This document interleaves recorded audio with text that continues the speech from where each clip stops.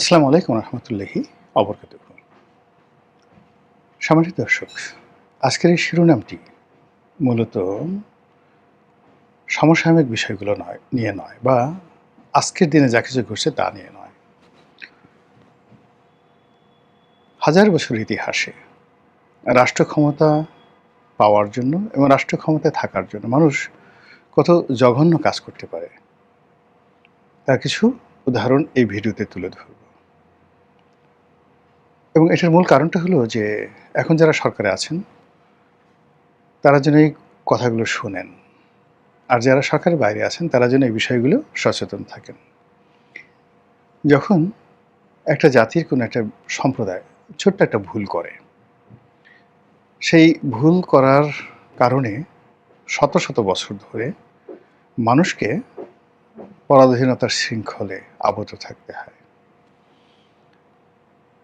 প্রথমে একটা ঘটনা বলি। আজ আপনারা ফিলিস্তিন, হামাস, তারপরে প্যালেস্টাইন, ইসরায়েল, এই বিষয়গুলো নিয়ে খুব আবেগ দেখাচ্ছেন না? মুসলমানদের অধিকার নিয়ে অনেক কথাবার্তা বলছি, কিন্তু আপনারা কি জানেন যে আল্লাহ রাব্বুল আলামিন ওই জমিনে আমাদেরকে ৮০০ বছর ধরে রাজত্ব দিয়েছিল।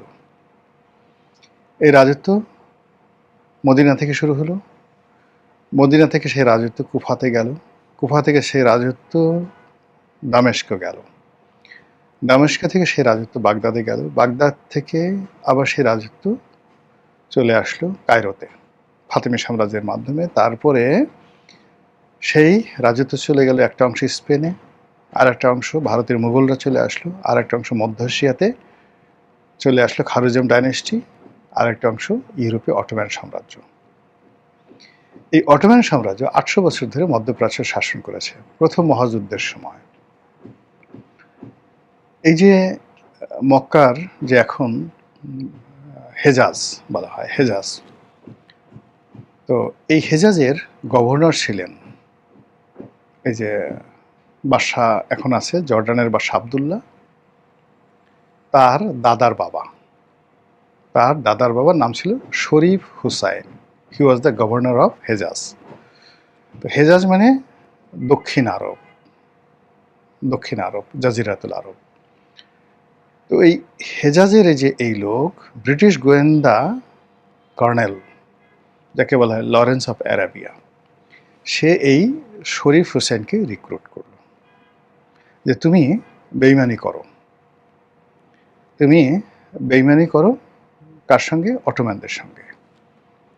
ব্রিটিশদের পক্ষে তুমি কাজ করো, বিনিময়ে তোমাকে, তোমার 2 ছেলেকে এই পুরো মধ্যপ্রাচ্যের বাদশাহী তোমাদেরকে দেয়া হবে। ফিলিস্তিন তোমাদের থাকবে, সিরিয়া তোমাদের থাকবে, মিশর তোমাদের থাকবে, জর্ডান, এই পুরো এলাকাটা, জর্ডান, ইরাক ফিরাক পুরো এলাকাটা নিয়ে থাকবে। শরীফ ইসলাম বেইমানি করলো।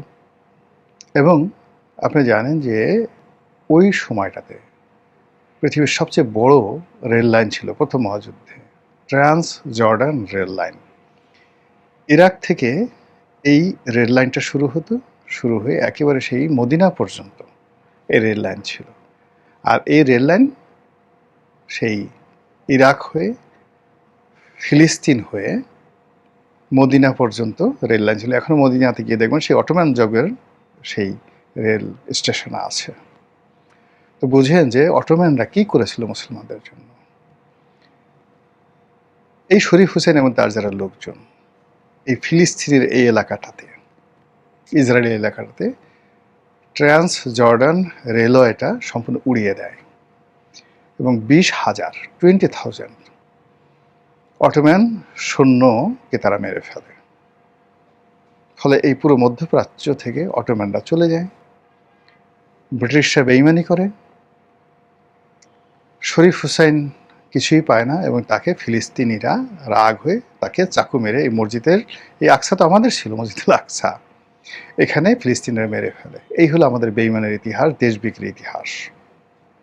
আচ্ছা, কারবালার কথা বলি। এই যে কারবালা এত ঘটনাটা ঘটলো, ইমাম হুসেনের সাথে এই ইরাকের লোকজন বেইমানি করলো, যেভাবে ইরাকের লোক সাদ্দাম হোসেনের সাথে বেইমানি করেছে, যেভাবে লিবিয়ার লোকজন ইতালির সাথে যুক্ত হয়ে সেই লিবিয়ার স্বাধীনতা মুসলিনের হাতে তুলে দিয়েছে।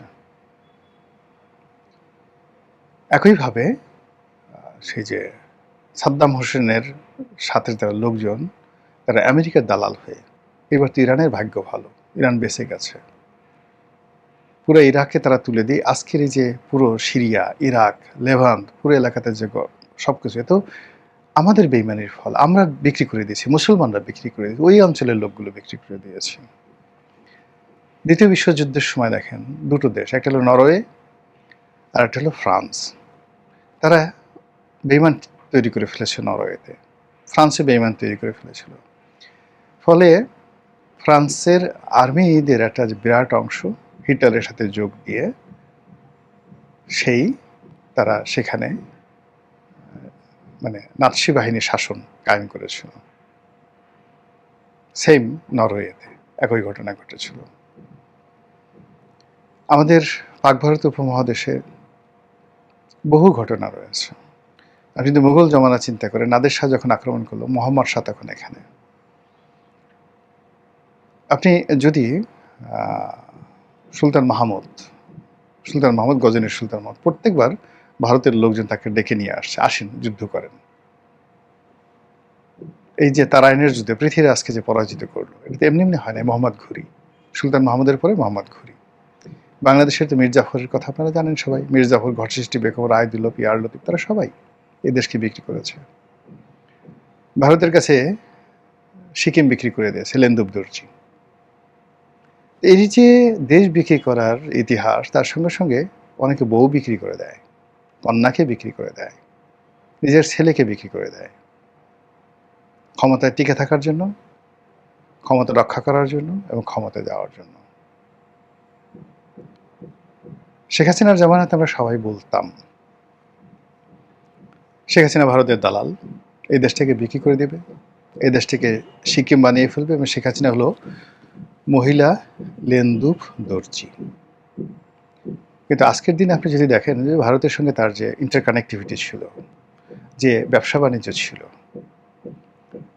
এবং ওই সময় দেশের যে সমৃদ্ধি ছিল, মিলিটারি পাওয়ার ছিল, আন্তর্জাতিক অঙ্গনে আমাদের যে পাসপোর্টের গুরুত্ব ছিল, ভ্যালু ছিল, রাষ্ট্রনায়ক হিসেবে বাংলাদেশের প্রধানমন্ত্রীর যে পদটি গ্লোবালি যেভাবে রিকগনাইজ হতো, সেটার 10% এখন অবশিষ্ট নেই।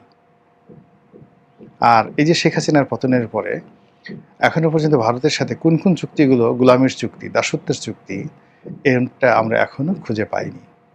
আর অন্যদিকে আমরা ডক্টর মোহাম্মদ ইউনূসের জামানাতে আমাদের যত স্বপ্ন, ভালোবাসা, দেশপ্রেম এই লোকটিকে কেন্দ্র করে একদম উগরে পড়েছিল।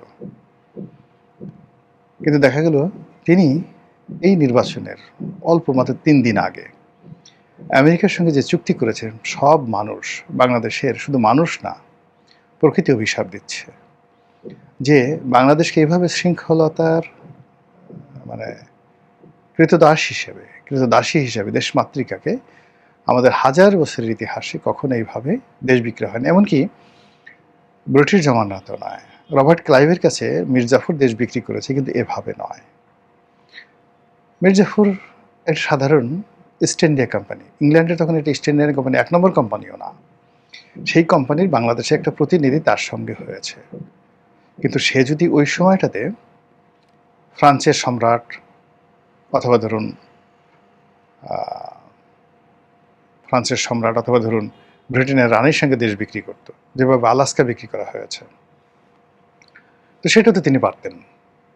কিন্তু তিনি একটা কোম্পানির কাছে বিক্রি করেছেন, এবং কোম্পানি তার আপন যোগ্যতা বলে ধীরে ধীরে 1757 থেকে 1773-74 পর্যন্ত ধীরে ধীরে দেশটাকে তারা অকুপাই করেছে। কিন্তু যেটি মোগল সম্রাট মোহাম্মদ শাহ করেছে, একটি বৃহৎ কুমিরকে ঘরের মধ্যে ঢুকিয়ে দিয়েছে। অর্থাৎ নাদের শাহ যখন দিল্লিতে আসলো, মুঘল রাজদরবারে গিয়ে সে সেই রুমে ঘুমালো যে রুমে সম্রাট ঘুমাতেন, মোহাম্মদ শাহ ঘুমাতেন। তার পছন্দ হলো, নাদের শাহের পছন্দ হলো, সে এখান থেকে সেই ময়ূর সিংহাসন নিয়ে গেল, ধন সম্পদ যা কিছু ছিল সব নিয়েছিল, এবং ভারত হা করে তাকিয়ে তাকিয়ে দেখল। এখন বাংলাদেশের সঙ্গে আমেরিকার যে বৈষম্য, আমেরিকার যে শক্তিমত্তা, তার যে সফট পাওয়ার, তার যে হার্ড পাওয়ার, এর 1% আমরা নেই। ইরান যে কাজটি করেছে তার 1% আমরা করতে পারবো না। এই যে দেখেন ভেনেজুয়েলাতে সে যে দাপট দেখালো, জেনারেল নরিয়াগাকে যেভাবে সে ধরে নিয়ে আসলো, তারপর ল্যাটিন আমেরিকার যে দেশগুলো, বিশেষ করে মেক্সিকোর উপর সে যে চাপ প্রয়োগ করছে, কানাডার মতো একটা উন্নত দেশের উপরে আমেরিকা যে আধিপত্য বিস্তার করছে, যেভাবে আফগানিস্তানকে তারা তছনছ করে ছেড়ে দিল, ইরাককে ছেড়ে দিল তছনছ করে, লিবিয়াকে ধ্বংস করে দিল, সিরিয়াকে ধ্বংস করে দিল সরাসরি। তারপর তো এই রাষ্ট্রগুলো আগেও টিকে ছিল, এখনও তারা প্রাণান্ত চেষ্টা করছে টিকে থাকার জন্য। এখনও তাদের যে সক্ষমতা আমাদের চেয়ে অনেক অনেক বেশি। পাকিস্তানের মতো একটা সম্ভাবনাময় পুরো 1970 পর্যন্ত, মানে পুরো এশিয়ার মধ্যে সব দিক থেকে 1 নম্বর রাষ্ট্র ছিল তখন পাকিস্তান। সে কি সিভিল সার্ভিস, কি মিলিটারি সার্ভিস, কি অর্থনৈতিক উন্নয়ন, আনবিলিভেবল। ভারত তো দূরের কথা, জাপান, চীন তখন মানে পাকিস্তানের কাছে কিছুই না। পাকিস্তানের কোনো কর্মকর্তা যখন ইউরোপে যেতেন, সুইজারল্যান্ডে যেতেন, তাদের দিকে, তাদের পোশাক আশাকের দিকে দিয়ে তাকিয়ে থাকতো পাগলের মতো। এও কি সম্ভব? সরকারি কর্মকর্তা এতটা জৌলুসপূর্ণ হয়? আপনি চিন্তা করেন, এখন 1 ভরি স্বর্ণের দাম কত? ধরেন 2.5 লাখ টাকা, 3 লাখ টাকা। 1 ভরি স্বর্ণের দাম 3 লাখ টাকা। পাকিস্তান জমানাতে একজন মেজর 450 টাকা বেতন পেতেন। 50 টাকা ছিল তখন 1 ভরি স্বর্ণের দাম। তো 50 টাকা যদি 1 ভরি স্বর্ণের দাম হয়, তাহলে সে 9 ভরি স্বর্ণ প্রতি মাসে কিনতে পারত। তাহলে পাকিস্তান জমানাতে 450 টাকার একজন মেজরের শুধু বেতন ছিল 450 টাকা, আর বাকি সব রেশন টেশন, বাসা, বাড়ি গাড়ি সব ফ্রি। এই 450 টাকার বেতন মানে বর্তমান জমানাতে 9 গুণ যদি হয়, 9 ভরি স্বর্ণ হয়, তাহলে 3 নং 27 লাখ টাকা। এই রাষ্ট্র যদি একজন মেজরকে এখন 27 লাখ টাকা বেতন দেয়, 1 মাসের মধ্যে রাষ্ট্র, মানে এটা চলবে? সম্ভবই না, অসম্ভব ব্যাপার। কিন্তু পাকিস্তান রাষ্ট্রে এই ছিল সরকারি কর্মকর্তাদের বেতন ভাতা। একজন ডিসি, আপনি তার একটা দেখেন, একটা যশোর, পাকিস্তান আমলে একটা যশ সাহেবের বাড়ি দেখেন, ডিসি সাহেবের বাংলো দেখেন। যশোরে 300 না 400 বিঘা জায়গার উপরে ডিসি সাহেবের বাংলো। 300 বিঘার উপরে যে ডিসি সাহেবকে তারা থাকতে দিয়েছে, একজন ডিপ্টি সেক্রেটারি পদমর্যাদার লোকজন ব্রিটিশ জমানাতে, এবং সেটা পাকিস্তান অ্যাভেল করেছে। ভারত সেটা অ্যাভেল করতে পারেনি, পাকিস্তান অ্যাভেল করেছে। সেই পাকিস্তানকে আমেরিকা রীতিমতো দেউলিয়া বানিয়ে দিয়েছে, রীতিমতো দেউলিয়া বানিয়ে দিয়েছে। এবং এই পাকিস্তান 70 থেকে, মানে সেই জিয়াউল হক, পারভেজ মোশাররফ, প্রত্যেকটা মানুষ বারবার শুধু আমেরিকার কাছে বিক্রি করেছে। জুলফিকার আলী ভুট্টো যতই বলে না কেন, সে কিন্তু দাঁড়াতে চেয়েছিল অ্যাগেন্স্ট দ্য পাকিস্তান। তারপরে পাকিস্তানের যারা পলিটিশিয়ান ছিলেন, সেই লিয়াকত আলী খান ধরেন বা অন্যান্য যারা বলেন, অল পলিটিশিয়ান প্যাট্রিয়ট ছিল। কিন্তু প্রো আমেরিকান যে শক্তিগুলো, আইয়ুব খান থেকে শুরু হলো, আইয়ুব খান, ইয়াহি খান, টেক্কা খান, তারপরে জিয়াউল হক, জিয়াউল হকের পরে পারভেজ মোশাররফ, পারভেজ মোশাররফের পরে এখন যারা যারা আছেন, সবাই বেঈমান, মুনাফিক, মির্জাফর হয়ে, গাদ্দার হয়ে ওই দেশটিকে অ্যাগেন অ্যান্ড অ্যাগেন বিক্রি করছে। বিক্রি করে দেখেন একটা জাতি যেটাকে বলা হয় এরিয়ান নেশন, আজ থেকে 5000 বছর আগে মহাভারতের যুগে যখন ধরেন নেবুকাডনেজার, সম্রাট দ্বিতীয় নেবুকাডনেজার, যিনি ব্যাবিলনের ঝুলন্ত বাগান তৈরি করেছিলেন, তারও আগে পাকিস্তানে মহেঞ্জোদারো এবং হরপ্পা সভ্যতা তৈরি হয়েছিল। যখন পুরো ইউরোপে একটা মাত্র ছোট্ট শিক্ষালয় ছিল, একাডেমিয়া, ওটাকে বিশ্ববিদ্যালয় বলা যাবে না, একাডেমিয়া প্রতিষ্ঠা করেছিলেন যে এটা প্লেটো, মানে সক্রেটিসের ছাত্র প্লেটো এবং তার ছাত্র এরিস্টটল, আর এরিস্টটলের ছাত্র হলো আলেকজান্ডার। তো এই একাডেমিয়া প্রতিষ্ঠা হওয়ার বহু আগে পৃথিবীর সবচেয়ে বিখ্যাত বড় যে বিশ্ববিদ্যালয়, সেটা হলো তক্ষশিলা বিশ্ববিদ্যালয়, যেটা ছাত্র ছিলেন চন্দ্রগুপ্ত মৌর্য, যেটার প্রথমে ছাত্র এবং পরে শিক্ষক ছিলেন চাণক্য, এই পাকিস্তানে। সেই পাকিস্তান এখন কোথায় চলে গেছে? জঙ্গি হয়ে গেছে, রীতিমতো জঙ্গি হয়ে গেছে। তো কাজেই এই যে দেশ বিক্রি করার যে প্রবণতা, এটা আসে উর্দি পরা সামরিক বাহিনীর হাত ধরে। এটা আসে উচ্চবিলাসী লোভী রাজনীতিবিদদের কারণে। এটা আসে দুর্বল চরিত্রহীন অথর্ব শাসকদের কারণে, যেটা আমি বললাম মোহাম্মদ হোসেন। এবং যখনই কোনো একটা দেশ এবং রাষ্ট্র ত্রিমাত্রিক, অর্থাৎ তার অর্থনীতি খারাপ যাচ্ছে, ঠিক সেই সময়টাতে দেশে একজন চরিত্রহীন দুর্বল শাসক আছে এবং ওদের অপকর্মের কারণে প্রকৃতি বিরূপ হয়ে একটার পর একটা গজব নাজিল করে, দুর্ভিক্ষ, বন্যা, সব কিছু। ঠিক সেই সময়টাতেই এরকম দেশ বিক্রির ঘটনা একের পর এক ঘটতে থাকে। আপনি যদি পাক ভারত উপমহাদেশের 1913 থেকে 17 সনের ঘটনা দেখেন, আবার 1943 সন থেকে 53 সন পর্যন্ত দেখেন, তাহলে আপনি বুঝতে পারবেন যে ভারতে যে সকল রাজ্য বিক্রি হয়েছিল এবং ব্রিটিশরা মূলত শেষ মুহূর্তে লর্ড মাউন্টব্যাটেন যেভাবে ভারতীয়দেরকে যাওয়ার সময় বিক্রি করে গেছে, প্রত্যেকটা ইঞ্চি ইঞ্চি জায়গা যেভাবে বিরোধ বাঁধিয়ে দিয়ে গেছে।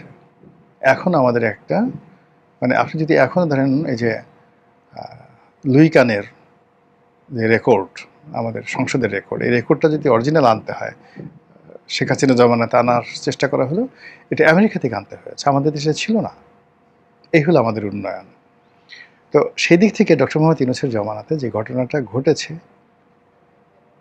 এইরকম অভিঘাত, এরকম অসম চুক্তি, এরকম গলার কাটা অতীতে কখনো আমাদের এই দেশে ঘটেনি। তো এসে অনেক ছোট ছোট ঘটনার ফলে কখনো 100 বছর, কখনো 200 বছর, কখনো 50 বছর, কখনো 300-400 বছর পর্যন্ত পুরো জাতি আমরা গোলামির শৃঙ্খলা আবদ্ধ ছিলাম। কখনো কখনো দুর্ভিক্ষ, অনাহার, এবং কখনো কখনো 100 বছর ধরে আরবে যখন আয়ামে জাহিলিয়াত, ঠিক সেই সময়টাতে আমাদের এই দেশটাতেও আয়ামে জাহিলিয়াত ছিল। কোনো সরকার ছিল না। 100 বছর there was no government, there was no king, there was no civilisation, শুধু মারামারি, কাটাকাটি, ডাকাতি, যেটিকে ইতিহাসে বলা হয় মাচ্ছান্যায়। মহারাজা শশাঙ্কের মৃত্যুর পরে পরবর্তী 100 বছর গোপালের ক্ষমতা গ্রহণের আগ পর্যন্ত, এই 100 বছর আমরা নিজেরা মারামারি করেছি। সেই দিক থেকে 2026 সনের এই সময়টিতে আকাশের গ্রহ নক্ষত্র, প্রকৃতির ডাক এবং দেশ বিদেশের যে চক্রান্তকারী আছে তাদের যে আওয়াজ, সে আওয়াজটিকে আপনারা শুনতে পাচ্ছেন। মহান আল্লাহ আমাদের সবাইকে হেদায়েত দান করুন এবং হেফাজত করুন। আসসালামু আলাইকুম ওয়া রাহমাতুল্লাহি ওয়া বারাকাতুহু।